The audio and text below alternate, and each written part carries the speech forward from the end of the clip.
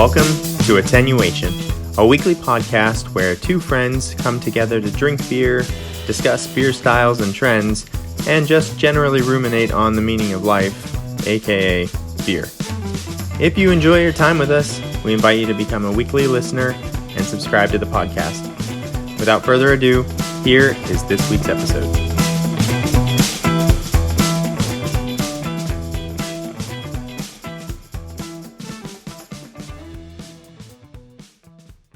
Hello, and welcome to episode 101 of Attenuation, a beer podcast.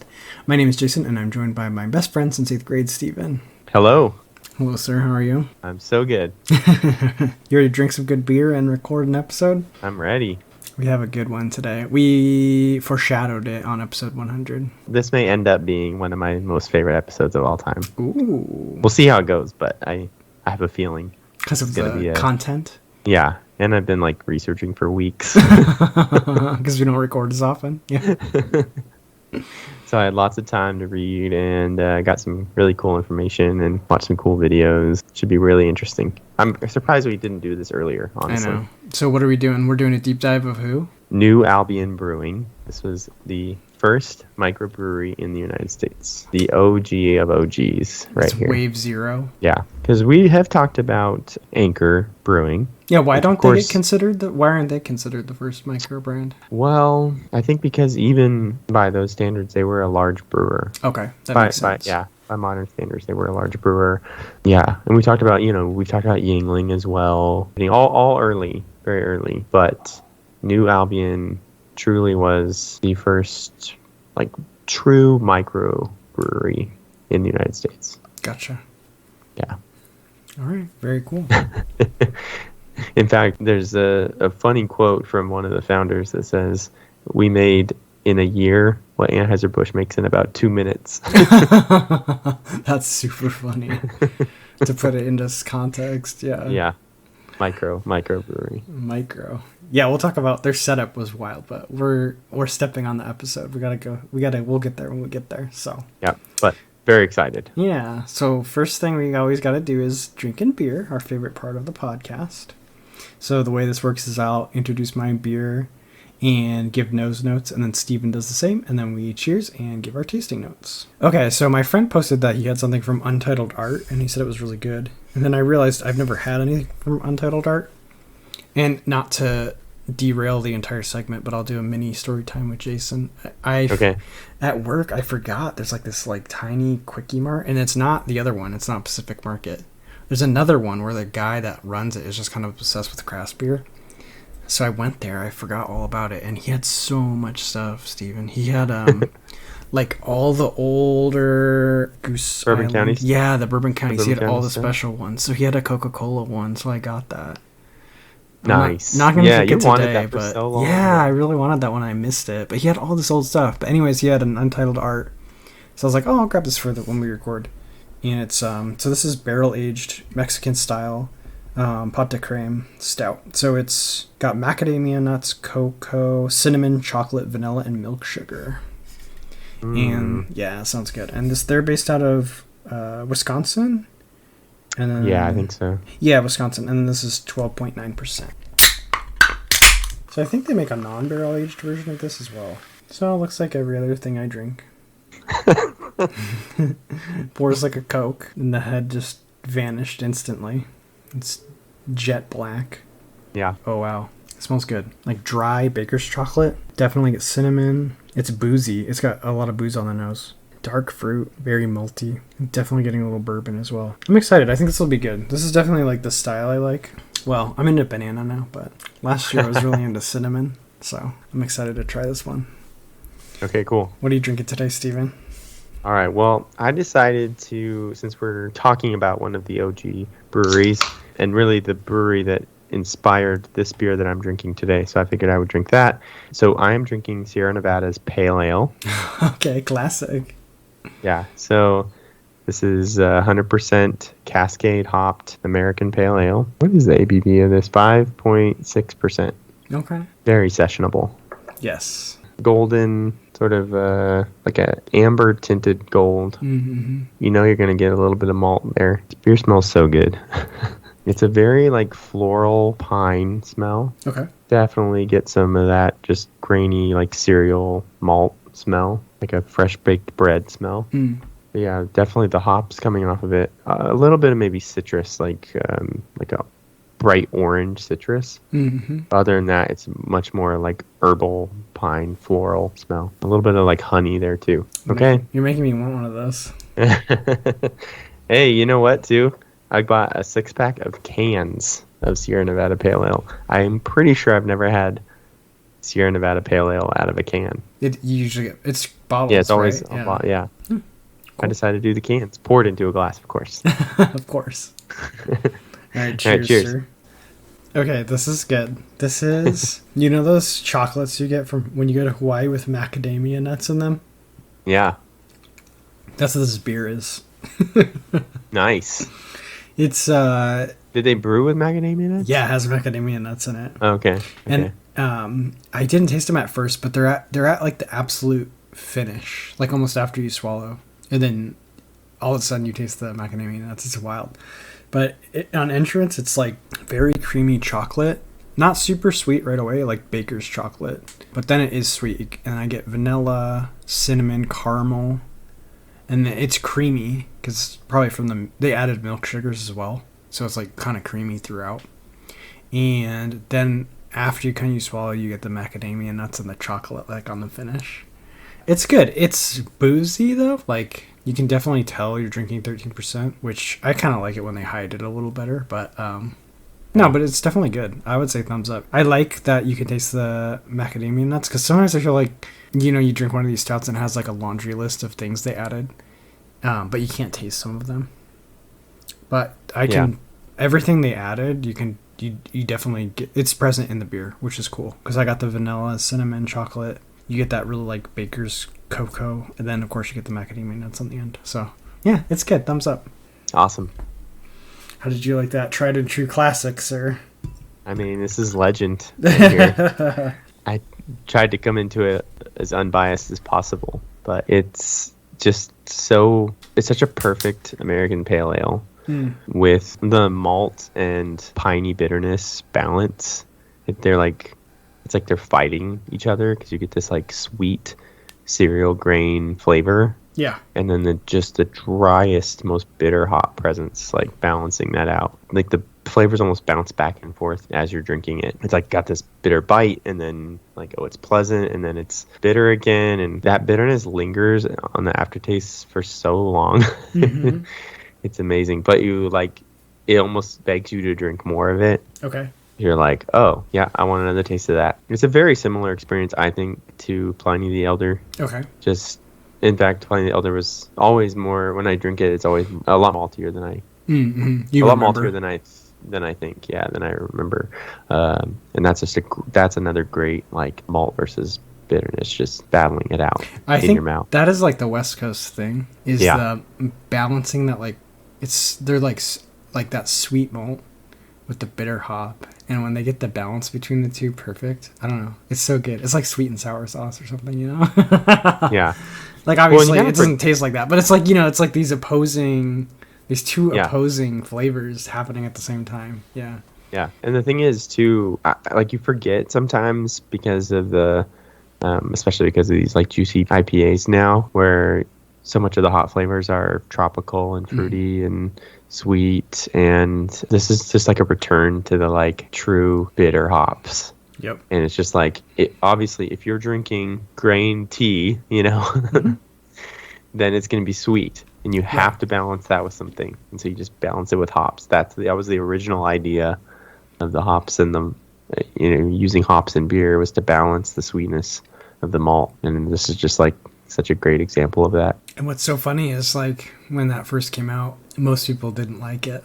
Yeah, there was certainly, it's going to be people who hate it, and then, oh, but wait, it sells.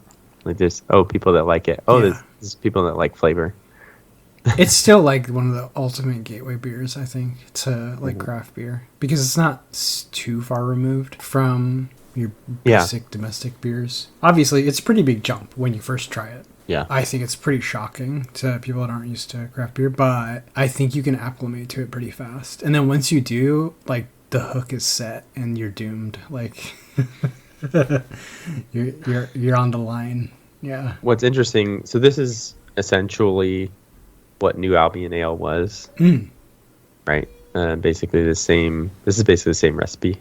Yeah.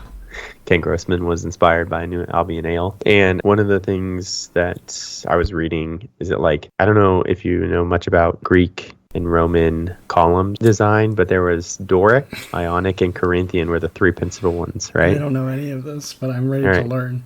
Well, Doric are the very simple ones, right? Mm-hmm. And then Ionic were a little bit more, there's like more designs to it and stuff. And then Corinthian was just very ornate and over the top. Gotcha. And that's very much the beer styles, right?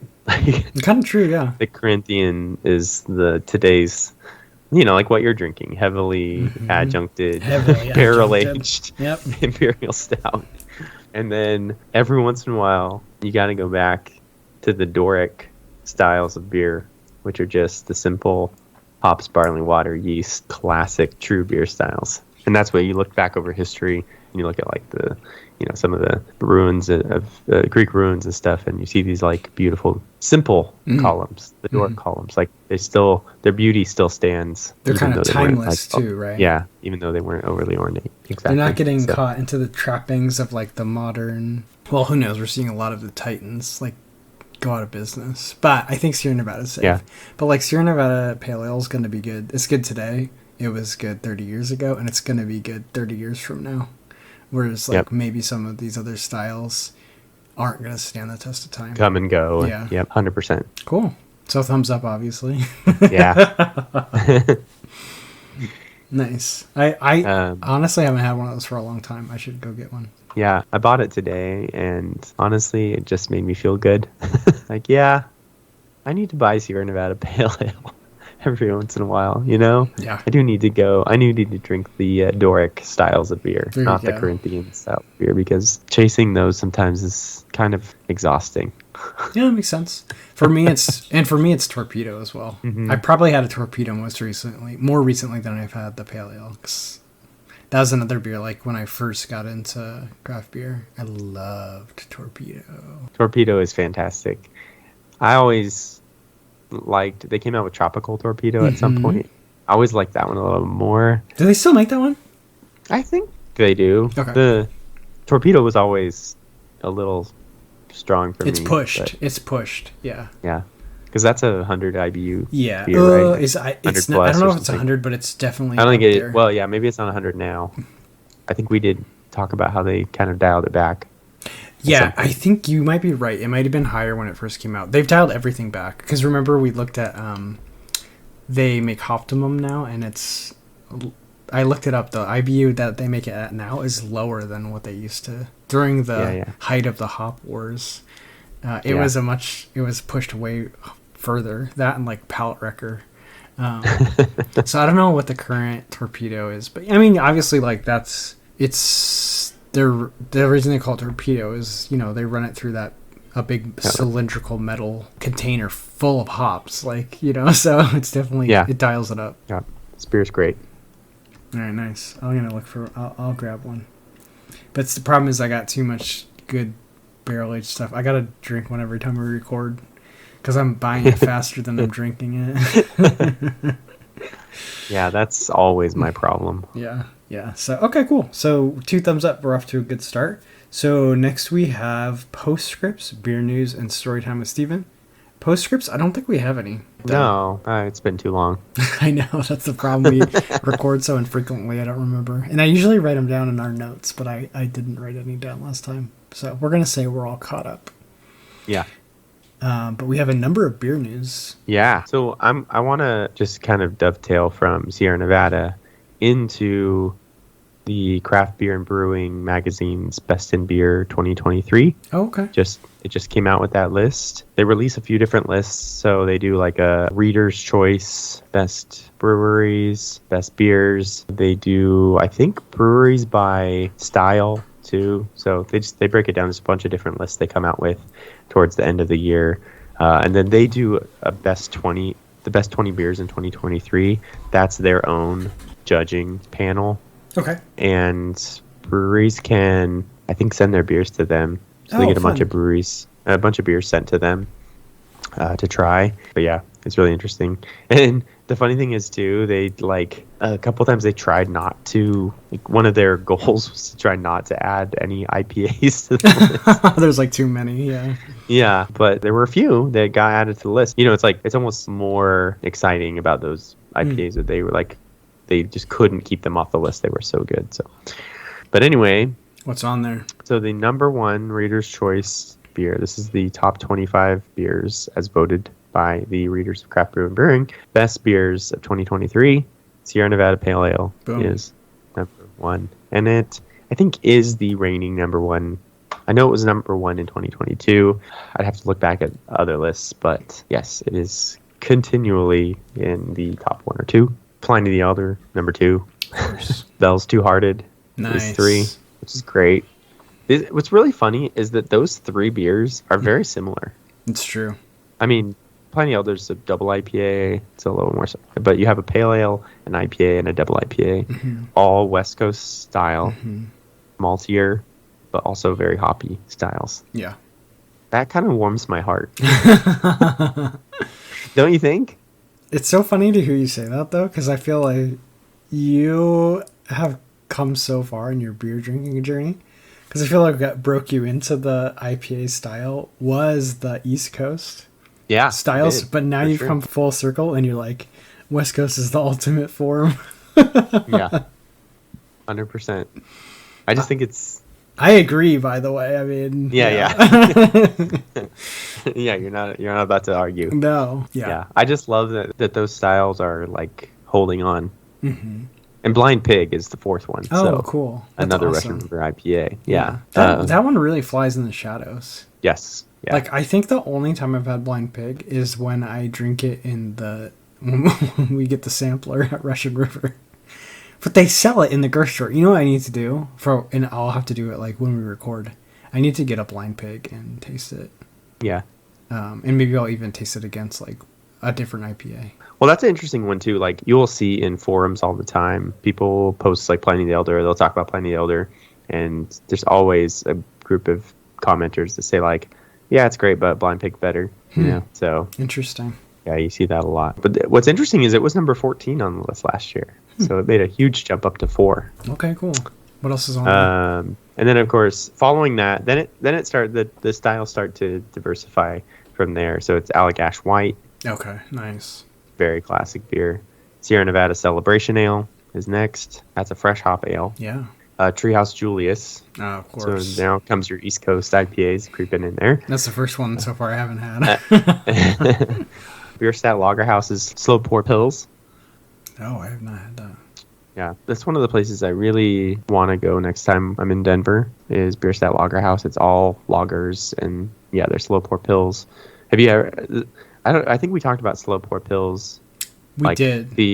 Like the way they actually serve it. Yeah, the way of. Yeah. Yeah, it takes like 10 minutes to pour a pint. Beer, yeah. Pint House Brewing did one, and that's where I've had a slow pour pilsner, and it's really cool. And it was really cool too because the guy gave me like a small sample of the fast pour basically next to it, so I could taste the difference, which was interesting. It's crazy how like just pouring the beer out differently changed the beer. Flavor. Yeah, that's wild. So that slow pour pills from Bierstadt Lagerhouse is very popular. After that, it gets a little weird. You have Saison Dupont, the most famous Saison. Okay. From Brasserie Dupont. Guinness is the next one. That's your top 10 list right there. No, it's a good list. And and then you have some cool ones. 13's Goose Island Bourbon County Stout. Of course. Alchemist Heady Topper is 15. Nice. Firestone Walker Pivo Pills is actually 18. Interesting. I have not had that for a long time. But that's a good beer. Yeah. Yeah, it's interesting that that's the beer from Firestone Walker that makes I know of all the things they make. Like, that's definitely not my favorite thing they make, but... Right.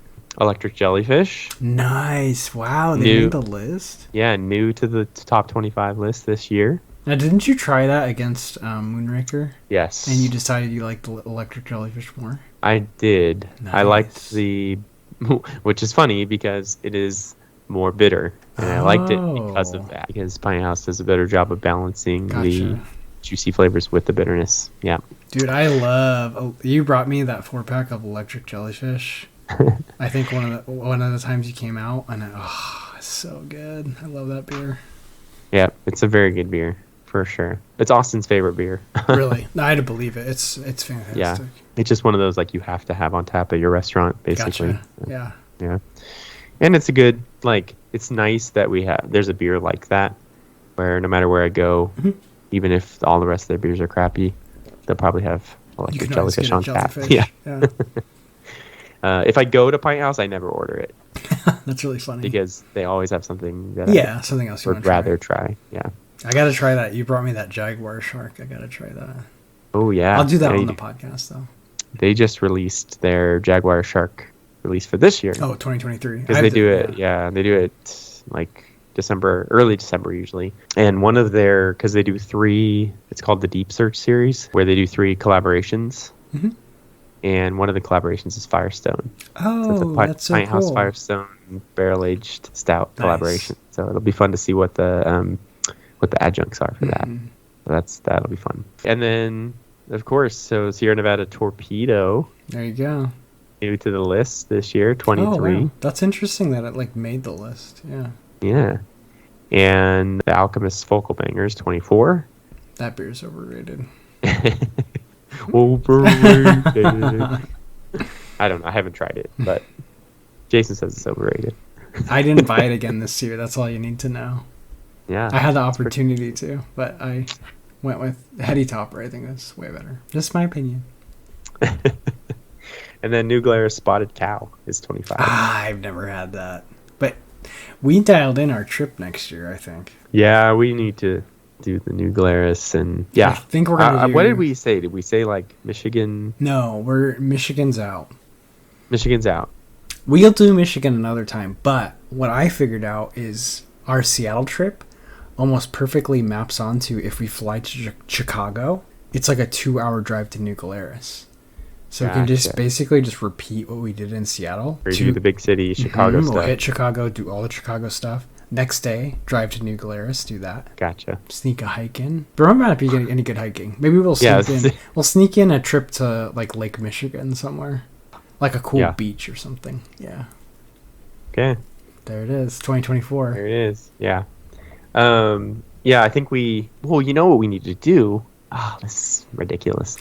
So we were trying to think of what time of year to do it, right? Because I think we're trying to match the New Glarus. Oh, we figured it out, remember? Yeah, so... because you want the release of Revolution Stout. Yeah, so Revolution releases all their stouts late in the year.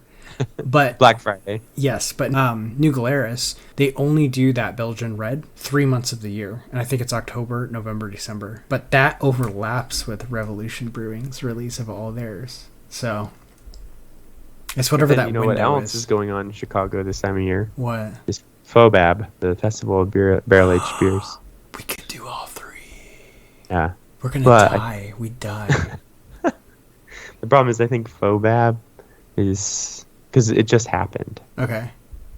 So it would probably be before the Revolution Stouts came out. But I think you drink them there. I bet you they have them there. I'm pretty sure they're there. Okay. Because, so we could do FOBAB. And then New get Glarus the Revolution Stouts. And then at FOBAB. Yeah. Okay, that's the dream. All right, we got to figure it out. We planned it right here on episode 1. I'll see you in a year, Steven. But Spotted Cow, that is one... it's surprisingly... I guess that's the second Saison on this list. Okay.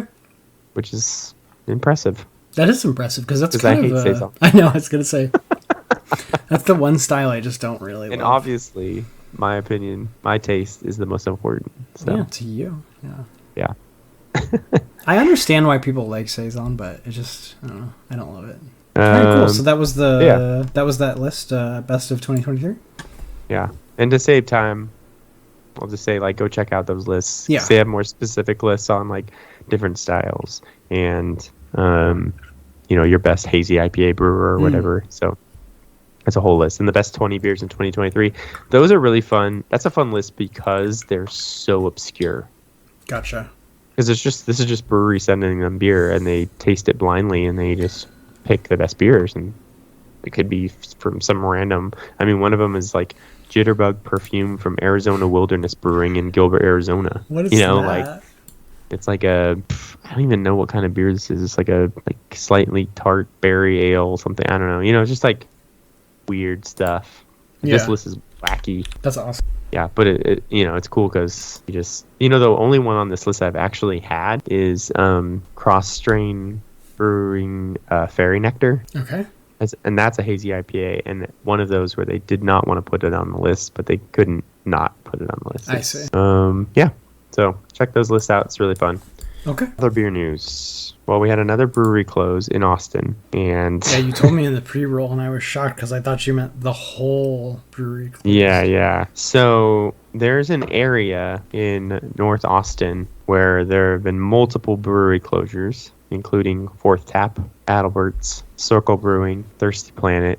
And anyway, this is another one to close. This is Oscar Blues Brewery and Taproom. And Oscar Blues is owned, they're in the Canarchy conglomerate. Oh, okay. I haven't heard of that. I think it's owned by Monster. Oh, so Monster Energy drink? Really? Owns Canarchy. And Canarchy is like, I don't know how many breweries. I'm looking it up. Canarchy Brewery Collective. And this was executed to perfection, I guess. Yeah. It's kind of sad. We talked about it a little bit. Yeah, so they closed the brewery basically overnight. People showed up, and there was a sign on the door that just said that they were closed. Some corporate spiel, like, we're so glad we were able to, for our time here in Austin or whatever. And yeah, thank you. But also, you're but fired, also and you're we fired. didn't tell you. Yeah. So people showed up, they were fired, and closed overnight. And literally everything related to the Austin location was wiped off of the website, off of social media, off of everything. Yeah, well, that's what we talked about in the pre-roll, because I pulled up the website, and there's no evidence they ever had an Austin location. That's what's so shady about it, is like they didn't have the decency to tell people. Like, they just basically ghosted them.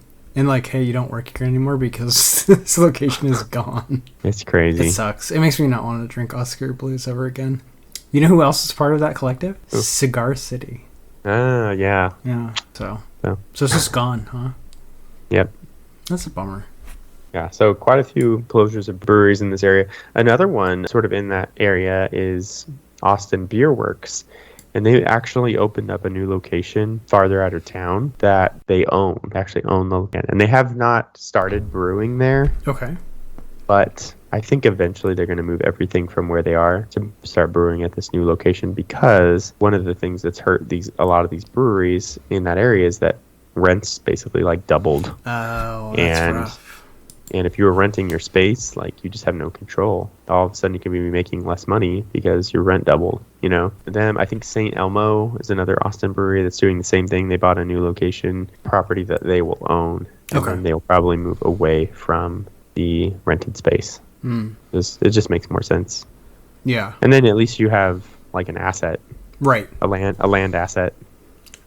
No, it's actually really good. I mean, as far as business goes, to actually own your location, because then you can depreciate it. I mean, you get to expense rent, but you get to depreciate it, and then theoretically, worst case scenario, you can sell it, and no one can raise the rent on you because you pay rent to yourself usually, which is also advantageous.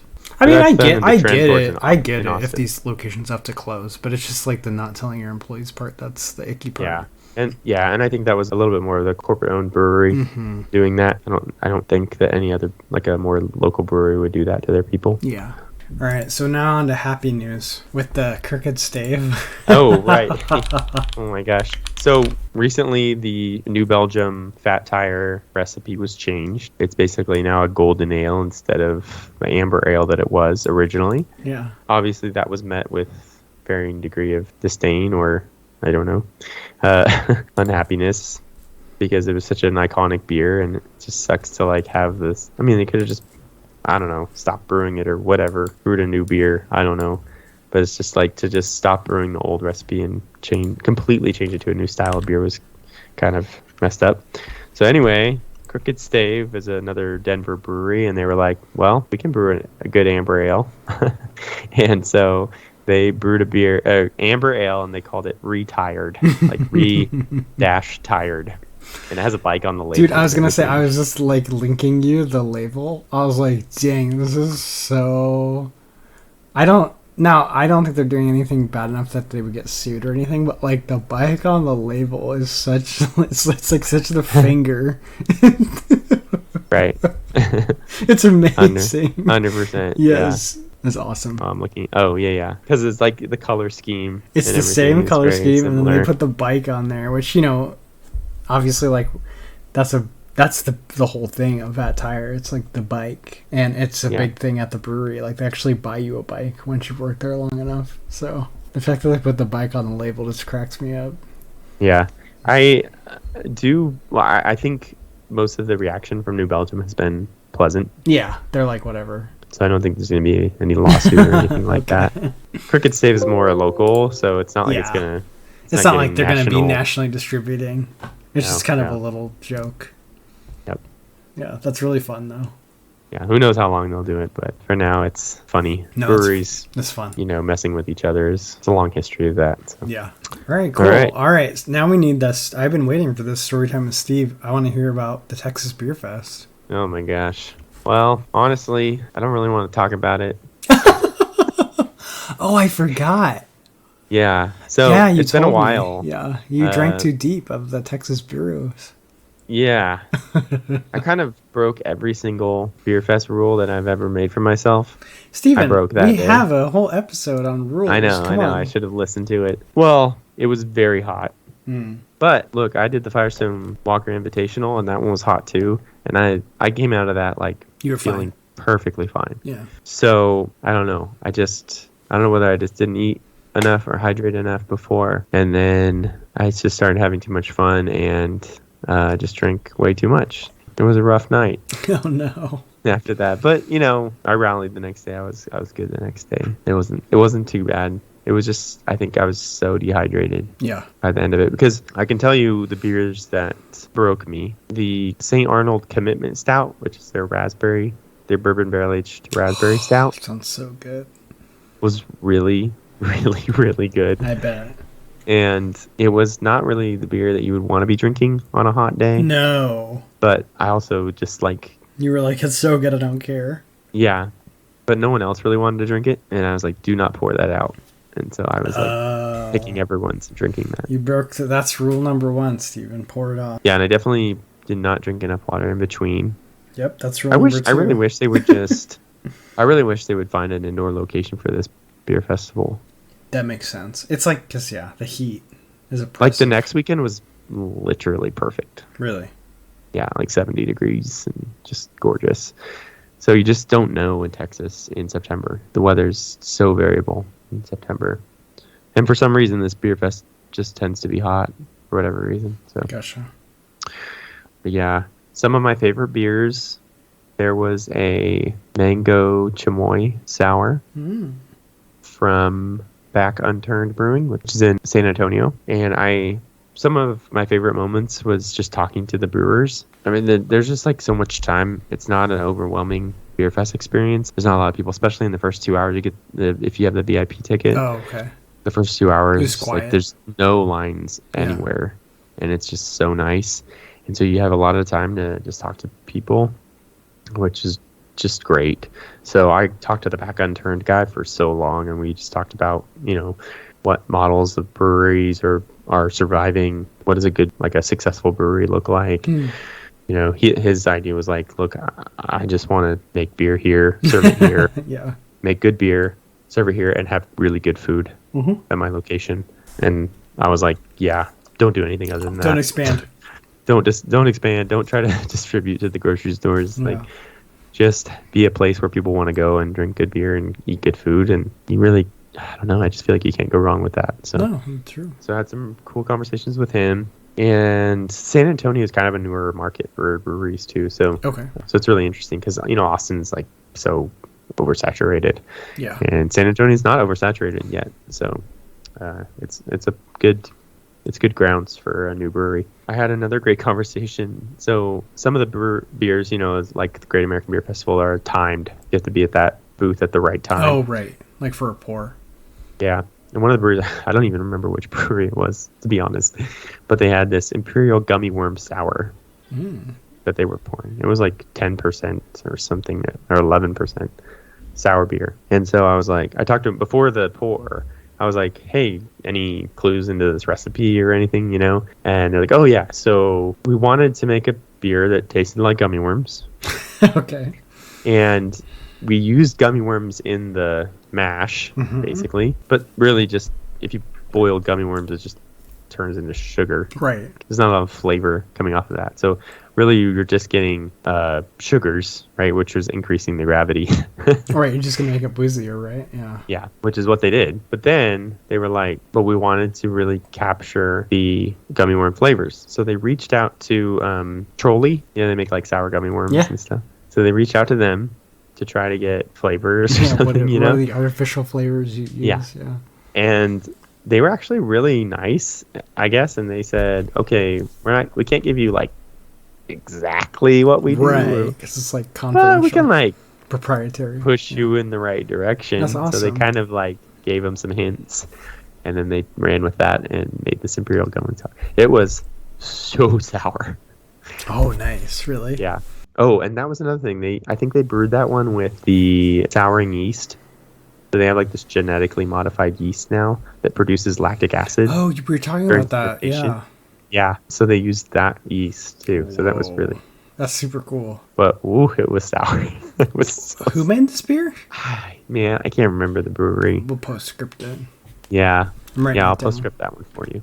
Okay. Yeah. Crazy. That was a fun one. I got to drink H.O. Rubicite. And then, trying to think. We had that 2013 Pumpkinator. I was going to ask about that. That was the one. That was the one you really wanted. The first beer I drank when I walked in. It was like the first booth St. there. Arnold, right? Yeah, St. Arnold's Pumpkinator, their annual pumpkin stout. I loved the 2013. It had like thinned out and mellowed out, but the pumpkin flavor was 10 years old? Yeah. That's incredible. It was the 2013. That's crazy. Yeah. And I was like, this could be terrible. Right. I mean, I would think that they would try it and they're not brought it to the beer festival. It was terrible. But yeah, no, it was really nice. It thinned out, easier to drink. The flavor, like the alcohol, the booziness part of it had completely mellowed out to just a nice like pumpkin chocolatey stout. It was really nice. I tried a couple different ones, like a 2018 and then a 2021 or something like that. Anyway, a couple newer years, and they were just heavier, harder to drink. So I liked the thinned out version. Gotcha. Yeah, other than that, just got to try a lot of cool beers. It's fun to do beer fest like that because you really do feel like you could get to almost every booth. Yeah, I love that feeling. Yeah. Yeah, I've been to like a super local beer fest because the one that happened in my hometown is gone. I'm really hoping they bring it back. I should like email them and be like, hey, are you going to bring this back? Because they actually reopened the restaurant of the brewery. They're kind of like almost totally out of business, and now they're like back fully in business. So I'm going to be like, hey, you should bring the beer fest back. But that was part of the fun, is like you could probably try every beer there, which is a cool feeling. Yeah. You should look out for the Sacramento one. Yeah, I usually do it at the Rivercast Stadium. One. It's a good one. But that was one where we were there and like Founders was there or something. There's always like crazy beers. Yeah. Why are you here? Like, but then like I think eventually, you started to see Founders beer all over. They're everywhere now, I feel. Yeah. So I was like, oh, this makes sense now. Yeah. In hindsight, they were reaching out to new areas. But, all right. Cool. Yeah. All right. So. Yeah. Drank too much, but it was a lot of fun. You learned your lesson. Do it better next year. Follow the rules, Steven. Pour off, drink water. But the VIP ticket, the whole. Can I talk about that for a second? The whole ticket thing. I could go on a long rant about this. So the first 2 hours of the VIP, they don't take your ticket. Okay. So it's sometimes, free tickets, basically. Like for the timed stuff, the timed pours, they would require a ticket. But not always. I don't know. It's like, okay. It's very interesting because I feel like people would like put their hand to like they're dropping their ticket, but they wouldn't drop it. Like. I feel like this is flying in the face of like local law, which is I'm fine with, to be honest. But it's very interesting that there's like this unspoken agreement. Like, I know we're under this regulation of metered distribution, but if you're under the VIP umbrella, we're gonna just look the other direction. Yeah, exactly. So then, like it's hot out there, right? Like you're sweating. Yeah. You have these like paper tickets in your pocket, like they're deteriorating by the minute. And you've gone 2 hours. Now you're a little bit drunk anyway. You've gone 2 hours. Oh, it's great though, because then at that 2 hours when everyone starts, the general admission start coming in, you can go to the food trucks. Because they're not going to the food trucks. They're going to beer, right? They're just now getting in. So you're on a different timeline. Yeah. Yeah. I've gotten to try a bunch of stuff I can eat now. So we got some food. But anyway, then you start going back to the booths to get beer. And now they're like, oh, ticket? And I'm like, man. You're asking now? Yeah. And I'm so used to beer fests in general not using tickets. This is the first time I've ever had to use ticket.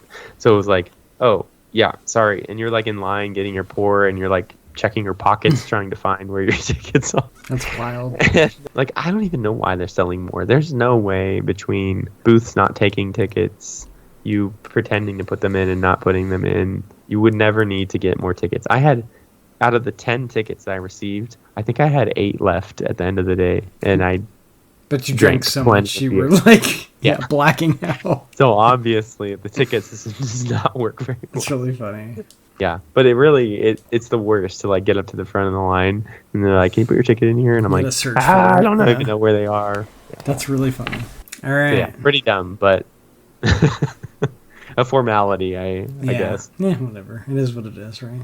You're very free in Texas, as I always say. Yeah. All right, I guess we better get on to the main topic. Yeah, this is a record. We're like, in 10 seconds, we're an hour in. And we haven't even... Really? Yeah. Oh my gosh. We haven't I guess if we record less frequently, we can do it longer. We got more. So, all right, cool. So put my editing skills to the test. Yeah, you're going to strip it down. So, yeah, notice the timestamp at this time and see how many minutes Steven stripped out from an hour. Yeah. All right, New Albion. Let's talk about it. Yeah. So, there's this guy named Jack McAuliffe. He was actually born in Caracas, Venezuela. His father worked for the State Department and was all over the place. Really interesting father, actually. Intercepting secrets for the, U.S. government and all this sort of stuff. So spent a lot of time in South America growing up, and then they moved to Fairfax, Virginia. And then he joined the Navy. As a teenager, super into like welding and just sort of engineering and fixing stuff. And he joined the U.S. Navy and was stationed as a submarine technician in Scotland. But while he was there, he got to drink some really good Scottish and English beers. Mm-hmm. And he was like, man, they do not make beer like this in the United States. This is a totally different kind of beer. So he found a book. It's Dave Lyne's Big Book of Brewing. It's one of the original home brewing books. You can still buy it. It's like basically part of the canon of home brewing. Gotcha, yeah. It's one of the most simple books in terms of teaching you how to do all grain brewing. So he bought that book, got super interested in brewing his beer, brewed beer, his other mates in the Navy, got very good at it. And then he came home to the United States and was living in the Sonoma area in California and just, was just a very good home brewer with equipment that he patched together himself. And then he kind of looked around. Obviously, nobody else was doing what he was doing and thought that it would be a good idea to, start a brewery, something that really nobody else was doing. Did you mention he also tried beer from Anchor Brewing? Okay. So I only mention that because I think we talked about in the very beginning, the top of the episode is like, I do agree New Albion is probably like the first craft microbrewery, but he was not like all the others, Grossman, everybody.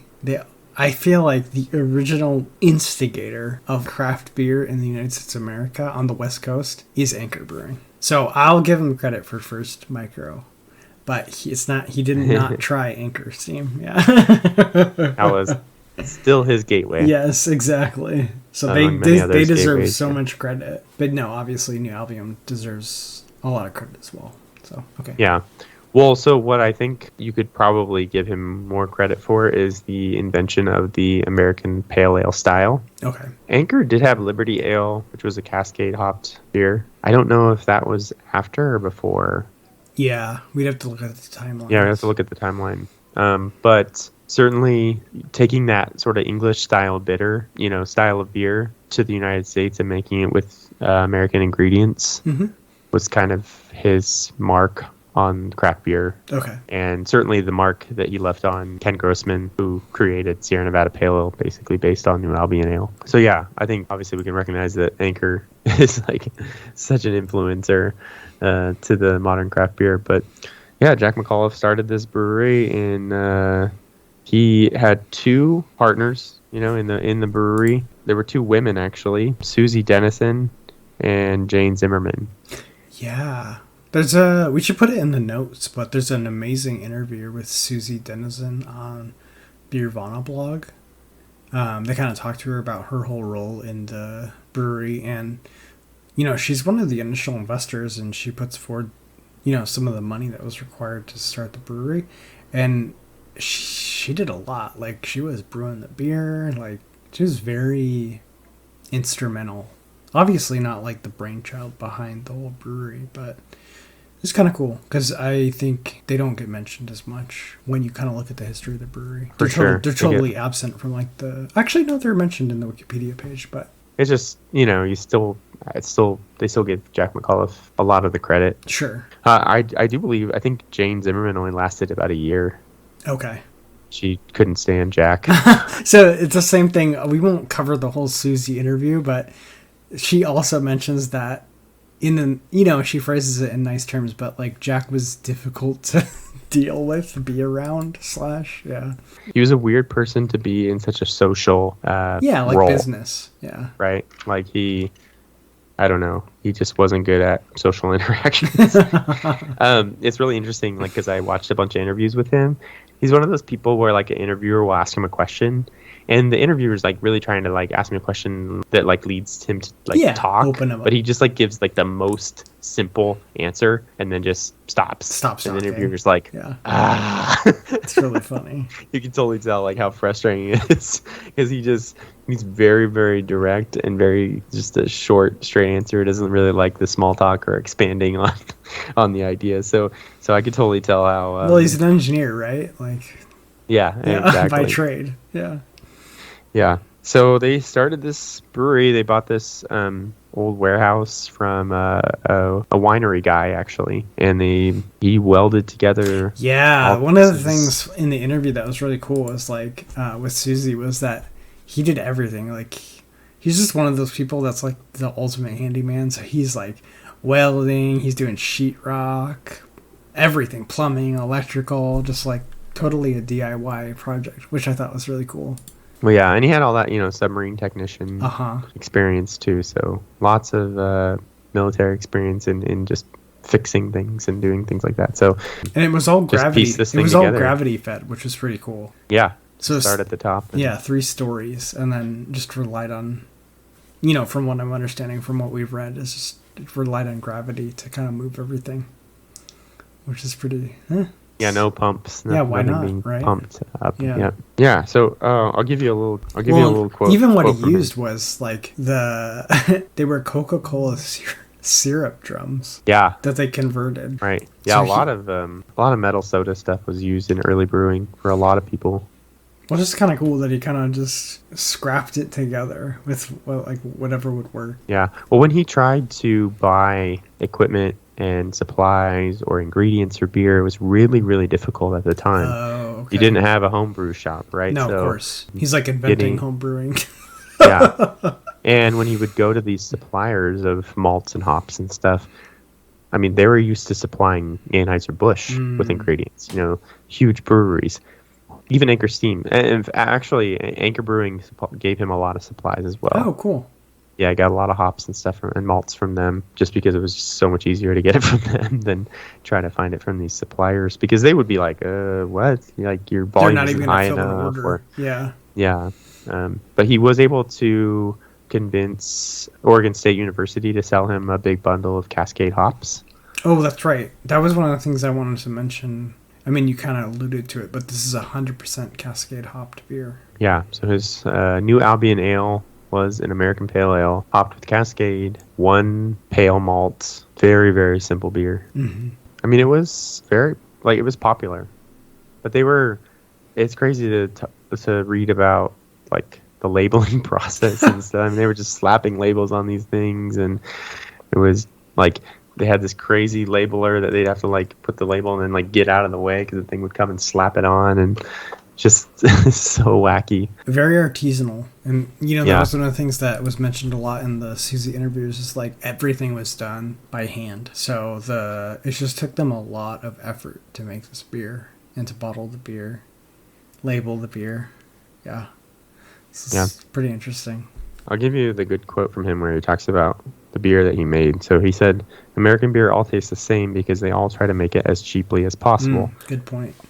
Our beer consists of malt, hops, water, and yeast. There are no enzymes, which the big companies use to speed up the process and to ensure longer shelf life. There are no adjuncts like corn grits, corn flakes, or corn syrups, which are often a cheaper source of starch than malt. Yep. There are no heading agents or foam stabilizers. It's the proteins that produce the head in real beer, and those are filtered out of commercial beer for cosmetic reasons. Those things make the beer hazy, and that's okay. There's no carbon dioxide added. The beer is naturally fermented in the bottle. Yeah, they bottle conditioned everything they made, which is cool. So the New Albion name, that came from...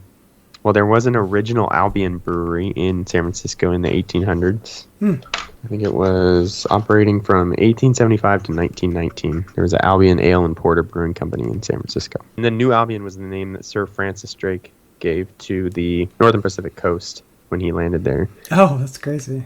Because Albion, I guess, is another name for England. So okay. Albion. So that's kind of where the name came from. They opened in October 1976. Wave zero. Yeah, Wave Zero, right? We're talking 1970s beer.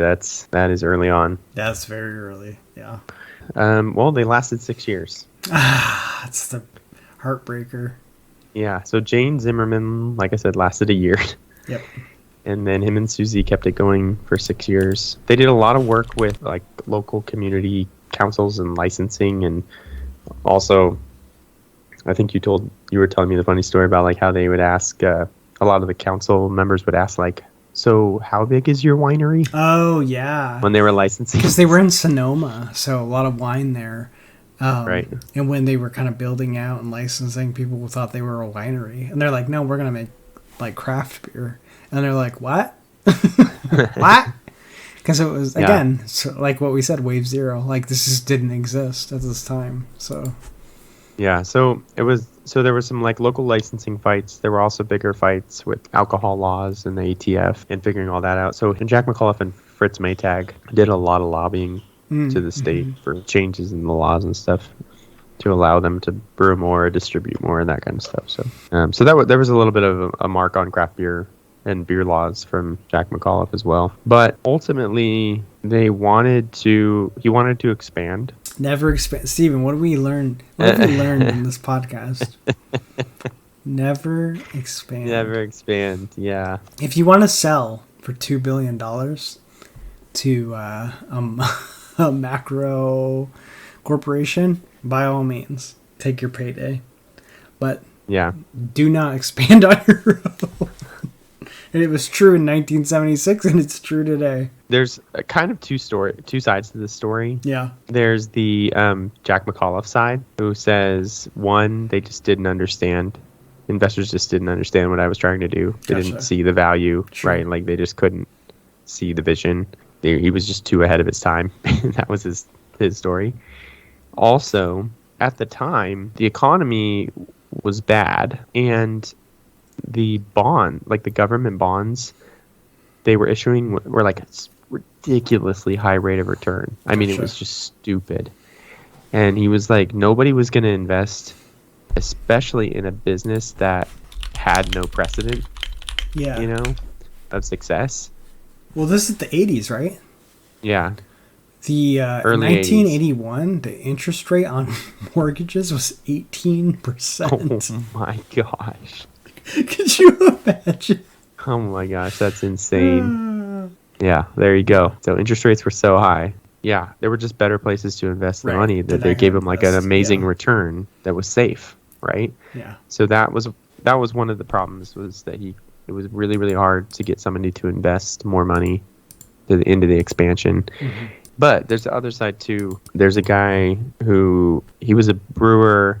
His name was Don Barkley. He he opened Mendocino Brewing Company, who McAuliffe actually brewed for. He was the brewmaster for the first year, I think, after New Albion closed, and then he continued brewing for Mendocino Brewing Company for, I think, just for a year. His take on it was that it could be put under the broad category of mismanagement.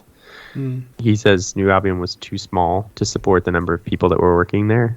Oh, okay. So basically, he was like bringing on a production team, a sales team, a management team without having the size to support that team. He like put the cart before the horse kind of thing. Just didn't manage it well. He hired more people than the business could sustain. At the time, yeah. Okay. Like you're hiring too many people. Yeah. His 55-gallon kettle was brewing a barrel and a half. I would produce fewer than 20 cases of beer per brew. It's insane. Making a profit with such a system is virtually impossible. Yeah, his low volume is so crazy. And then, what's really interesting is that he sort of went off into the oblivion and just got a job as an engineer and just got out of the brewery scene, out of the brewery business. It's probably the craziest part of this whole story, that he's just like vanished. Yeah, it's like a J.D. Salinger type, just write an American classic and then go into hiding. Thin air. Yeah. But he did have a few sightings, revisitings. He resurfaced in 2012 and joined Ken Grossman with Sierra Nevada. They brewed a barley wine to commemorate Sierra Nevada's 13th year. Oh, cool. And then at some point, the New Albion trademark was going to expire and go into public domain. And Jim Koch from Boston Beer Company, Sam Adams, he just happened to be like, I don't know, it was kind of on his radar, and he did not want to see that trademark go into the public domain, so he bought it up. Nice. That's so gangster. As quickly as possible. Yeah. And with the intent of basically just saving the trademark. Yeah, he wanted to keep it safe. I don't know if he had any intention at that point to brew a beer in that style or, pay homage to it, but they did actually do that in 2013. So he really wanted to get Jack McAuliffe involved in that process. Okay. Yeah. But he could not find him. And he just happened to have a friend living in the Midwest, call him up one day and say, "Hey Jim, I have this guy in my home brewing club and he's so good. He's better than all of us. He makes great beer. He seems like he just has so much knowledge." And he casually said that he started the first microbrewery in the United States. And he's like, "Well, what's his name?" She's like, Jack McAuliffe. And he's like, "What? Are you kidding me?" Like, so he got in touch through this friend with him and brought him on to make this New Albion Ale. I love how he's just like in this home brewers club, just making beer and being like, "Oh yeah, I started all this." Like, whatever, old man. Like, let's get you to bed. I guess. Yeah. Right. But it really was him. Yeah. It really was him. Yeah. So they brought him on. They really let him brew the beer, basically. Nice. It's so simple. Back to that Doric column, right? It's like single malt, single hop, single temperature, simple. Like just about as simple as you can make beer. That was this beer recipe, and but as soon as you drink it, it was like, oh yeah, this is it. Like, this is just that great balance of malt and hops, sweet and bitter. Just a great example of pure beer. And Coke gave him the trademark back. That's so cool. And $400,000 of in the profits from the beer. Nice. Yeah. And then actually McAuliffe had a daughter at the time, and he just gave all the money to her, and she opened a brewery in Michigan. Oh, cool. I think that one has now closed too, but dang it. Yeah. But anyway, yeah, just a crazy story about this guy. But yeah, unfortunately it's so weird because like it only lasted 6 years. Yeah. But it inspired Grossman to make Sierra Nevada. I think also cited is, did Vinny say that he was inspired by? Yeah, so yes, you got Russian River inspired by New Albion. Yep. I'm sure there's others, but those are like the two big West Coast. Jim Koch too was inspired by him. Yeah, lots of inspiration. Lots of incredible beer came from his work, and just those 6 short years. Yeah. It's like the most famous unsuccessful brewery. Well, yeah, that was kind of named, and it's like the most important failed brewery of all time or something like that. Yeah, I mean, honestly, calling it Wave Zero is right. Yeah, especially because it didn't succeed. So it just sparked. It was the spark, and then you had multiple. It really lit the breweries. flame of Titans, what we'd called Wave 1, like Sierra Nevada kind of leading the way there. Wave 1 of craft beer. And it's still number 1 beer. Reader's choice. So it's kind of crazy. Some of the other... So Liberty, I mentioned from Anchor, is 100% Cascade hopped. So is Mirror Pond from Deschutes. Oh, okay. Anyway, I wanted to throw out a few of these beers in this style. Zombie Dust from nice. Three Floyds. Yeah. I think, although Bell's Too Hard is called an IPA, I think it would fall pretty much into this category. Pseudo Sue falls into this category. Always more malty than I expect when I drink it. It's got a great malt backbone. So Pseudo Sue, Zombie Dust, Mirror Pond, Sierra Nevada's Pale Ale, Liberty Ale from Anchor, which that's a sad story too. Anchor closing. I know. That's a bummer. Yeah. Now the real OGs are gone. They're all gone. Yeah. It sucks. Yeah, the true sparks are gone now. Yeah. Anything else on that? No, it's really cool. I mean, it's a critical piece of the pie. So I'm glad we finally covered it 101 episodes in. Yeah, it only took us 100 episodes. So there's a clip of Jim Koch. We'll play it here for you now. Just Jim Koch on Jack McAuliffe's influence on craft beer today. You look around and there is this enormous revolution, this movement that surrounds us with over 2,000 breweries in the United States. But I think it is worth reminding everybody that it started with one man, one idea, one brewery. And like everything, there has to be a first mover. And that first mover is Jack McAuliffe, who in 1976 did something that nobody had done, which is began making craft beer. And we're all here today because of his imagination and audacity. Yeah, it's a great little quote. His influence on the beer. And what's great, this goes to like Jack McAuliffe's sort of smugness that I talked about a little bit.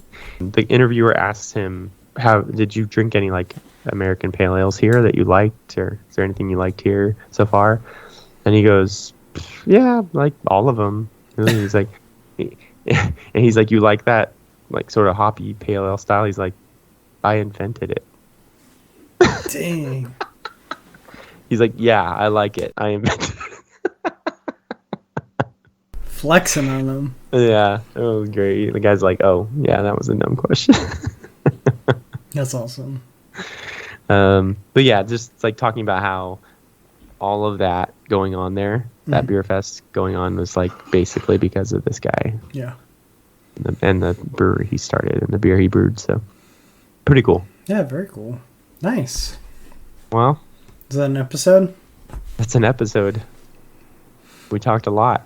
Did it live up to your expectations?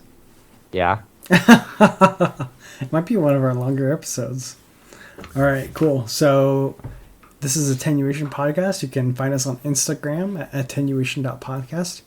We're doing pretty good on Instagram. All credit to Steven, but yeah. Well, I just post my beers and try to make stupid reels. Slow and stupid beer progress. memes. Yeah. Feeding the algorithm. And then if you want to email us, we're available at contact.attenuation@gmail.com. And this has been episode 101 of Attenuation, a beer podcast.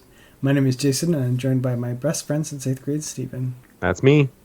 And we are saying cheers, and we'll see you next time we record for episode 102. All right, cheers, buddy. Cheers. Thanks for listening to this week's episode of Attenuation, a beer podcast. Don't forget to subscribe to the podcast and follow us on Instagram or Facebook for more fun content. Catch you next week. Cheers!